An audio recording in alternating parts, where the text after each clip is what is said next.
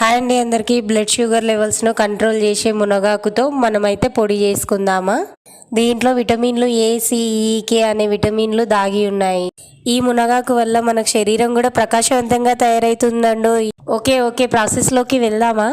ముందుగా మునగాకునైతే నీటుగా వాటర్లో కడుక్కొని ఆరబెట్టుకోవాలి.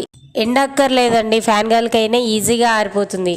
ఇన్ని ప్రయోజనాలు ఉన్న మునగాకుని ఎందుకండి వదులుకోవడము. అప్పుడప్పుడు అలా తింటే బాగుంటుంది కదా. అలా ఆరబెట్టుకున్న తర్వాత దానికి కావాల్సిన పదార్థాలు: శనగపప్పు, జీలకర్ర, మినపప్పు, చింతపండు, ధనియాలు, ఎండుమిరపకాయలు, మునగాకు. ఇవన్నీ ఆయిల్లో కొంచెం గోల్డెన్ బ్రౌన్ కలర్ చేంజ్ అయ్యే వరకు ఫ్రై చేసుకోవాలి.